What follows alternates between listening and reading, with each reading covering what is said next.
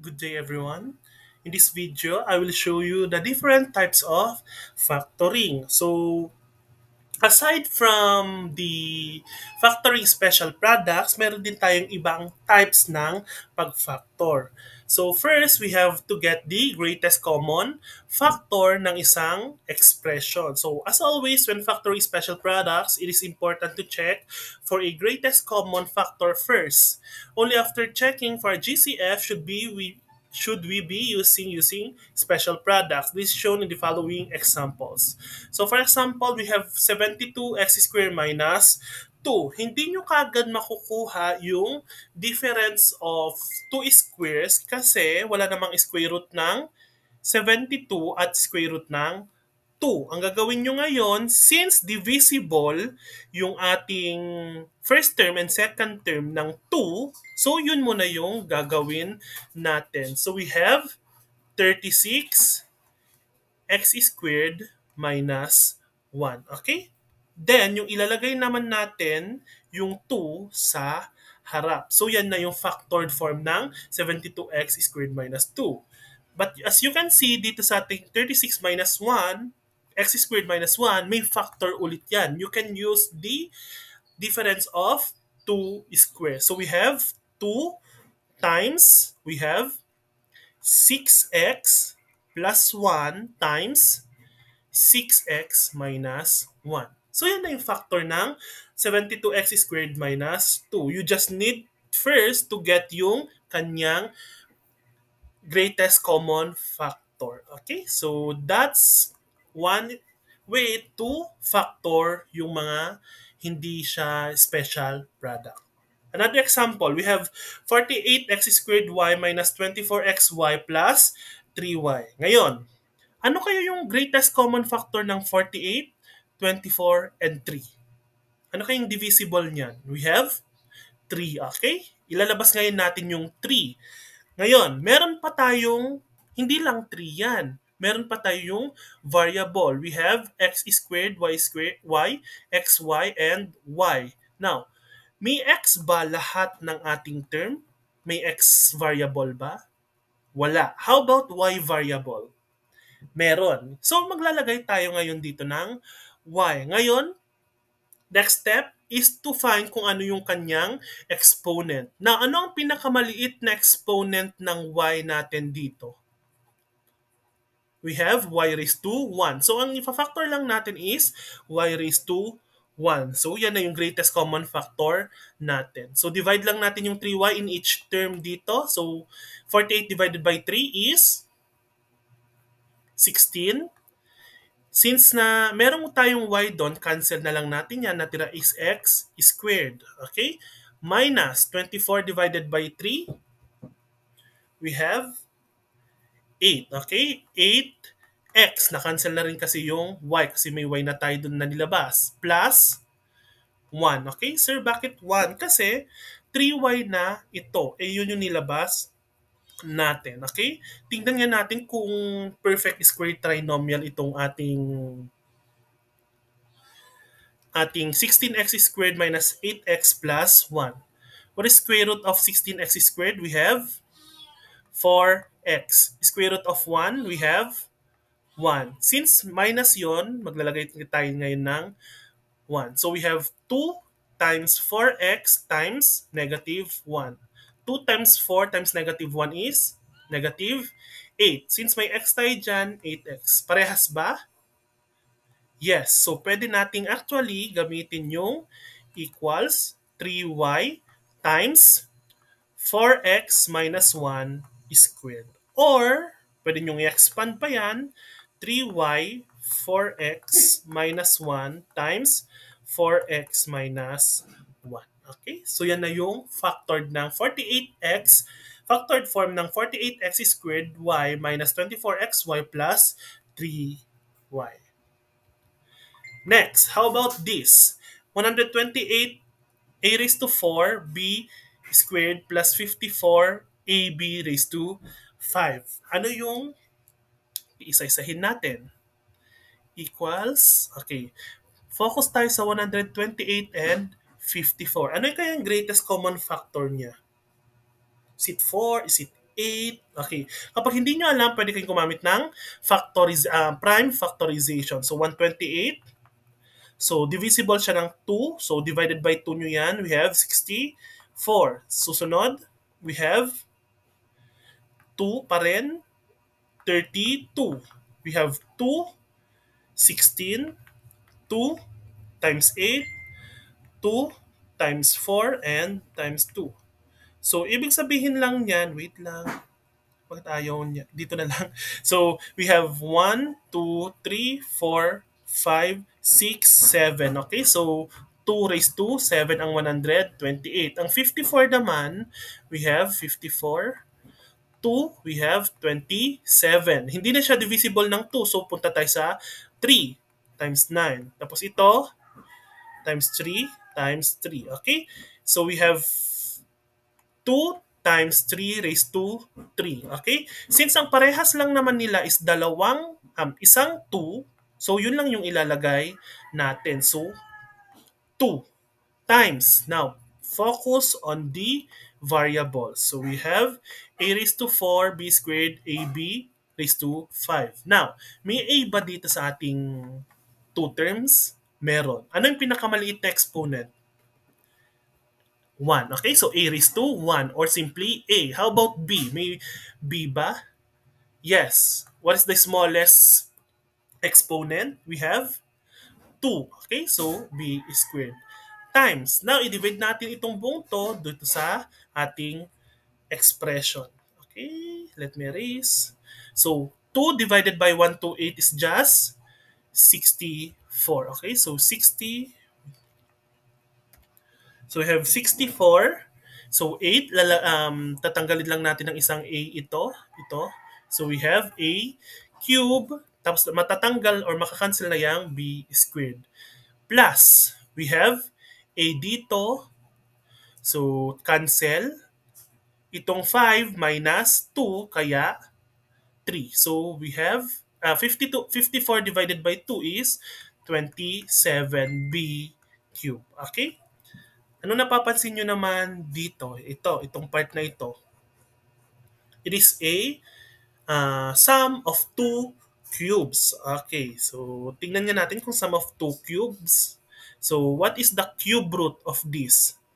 Cube root of 64. We have 4. And cube root of a cube is a.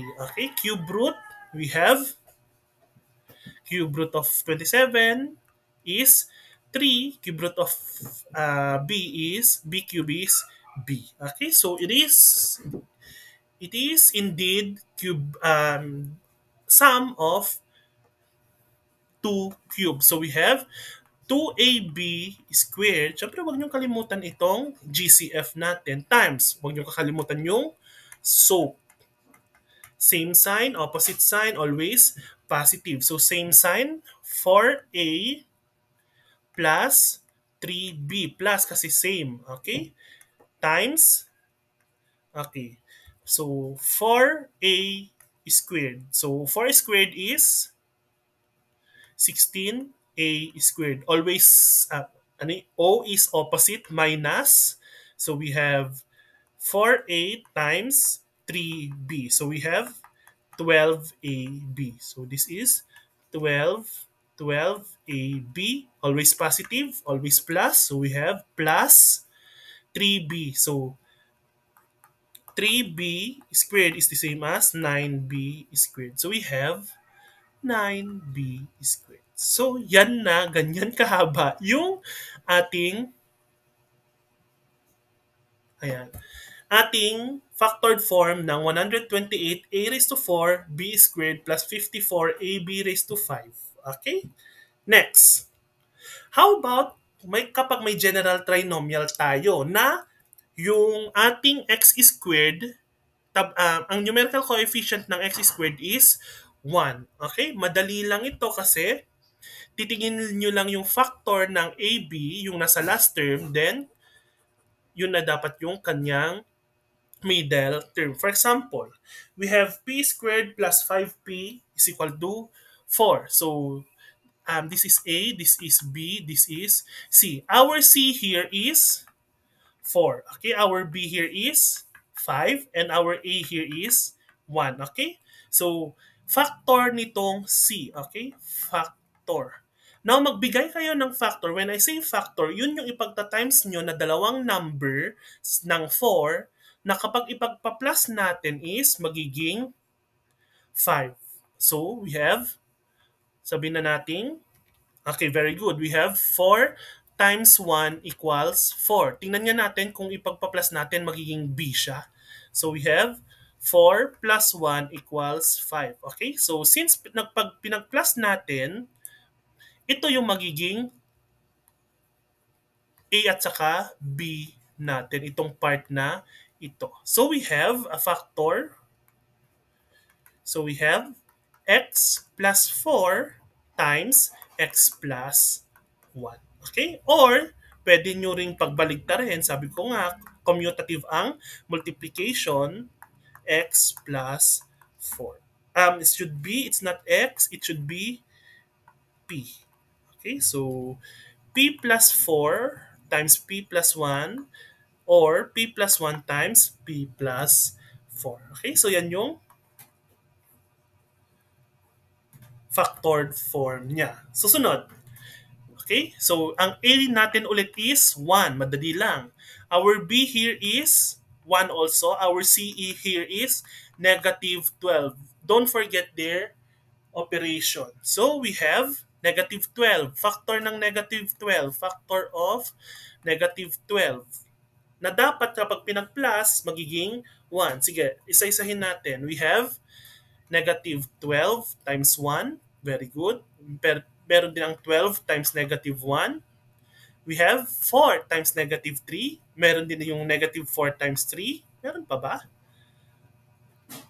Okay, 6 times negative 2 and negative 6 times 2. Now, ipagpa-plus naman natin. Tingnan natin. Pag-plus natin. Negative 12 plus 1, negative 11. 12 plus negative 1, 11. 4 minus 3, 1. Negative 4 plus 3, negative 1. 6 minus 2, 4. And negative 6 plus 2 is negative 4. Now, hanapin nyo dyan yung B is equal to 1. Okay, itong part na ito. So, itong 4 at saka negative 3 ang magiging AB natin dito. So, we have, since ang variable natin ay x, yun yung gagamitin natin. So, we have x plus 4 times x minus 3. Or, pwede rin ang x minus 3 times x plus 4. Okay, so the factored form of x squared plus x minus 12 is x plus 4 times x minus 3. Last, how about this? Okay, sir, yung a na natin is not equal to 1. Paano na yan?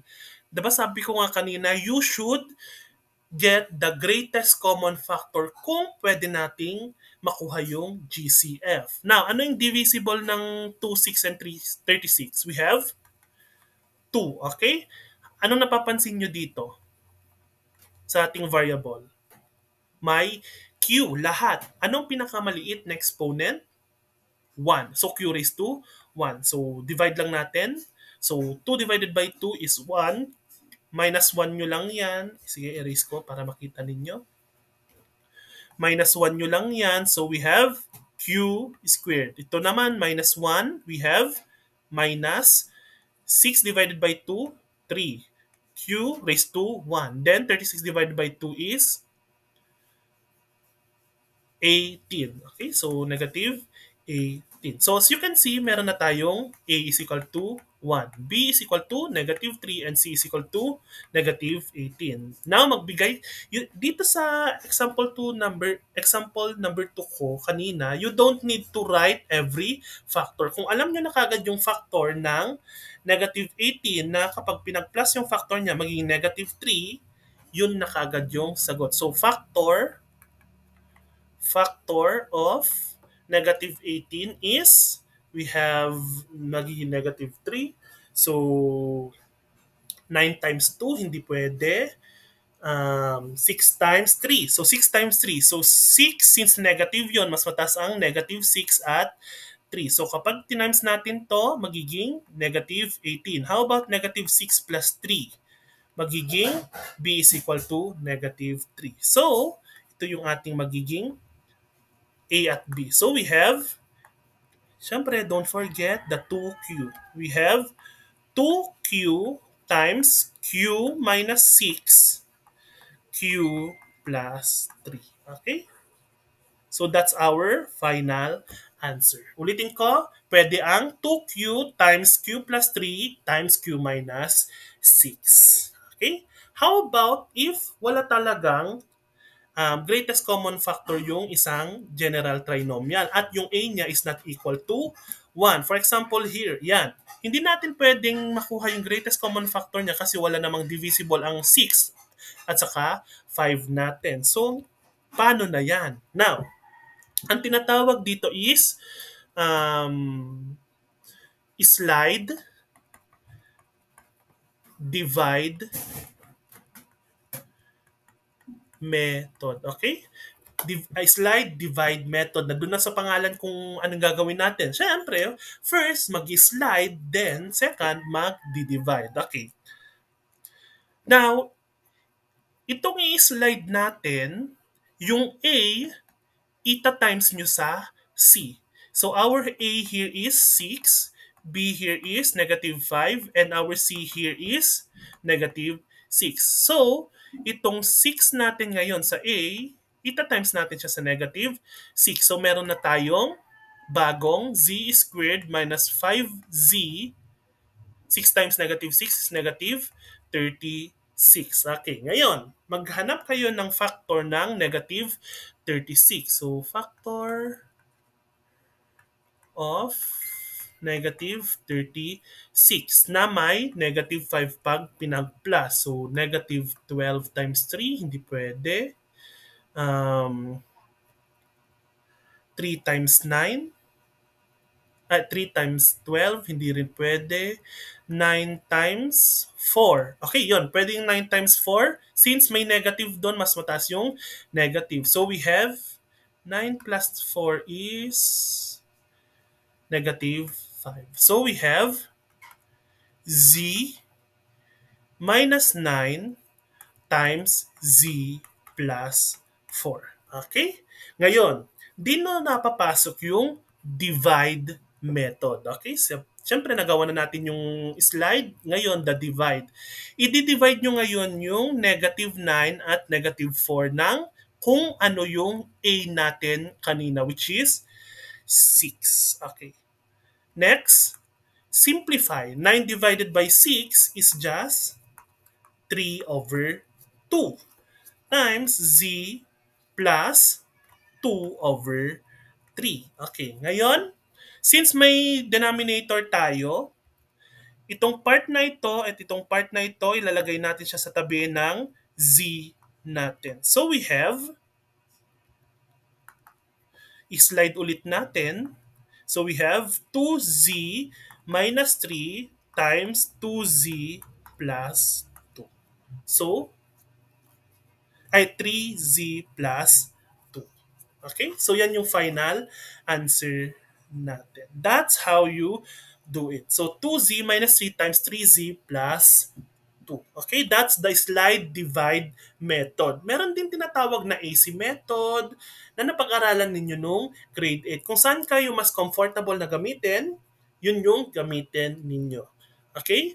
Next, we have 2k squared minus 11k plus 12. Tignan nyo muna kung pwede natin kunin ng GCF. We have 2, negative 11, and 12. Oh. So, may divisible ba sa kanilang tatlo? Wala. Okay?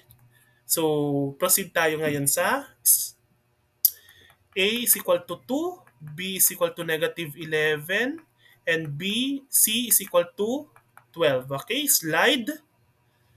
So, we have k squared minus 11k plus 24. Okay? Factors ng 24 of 24 na 11. So, we have 2 times 12. Hindi pwede. Ano pa? 4 times 7. 7 times So divided by 7.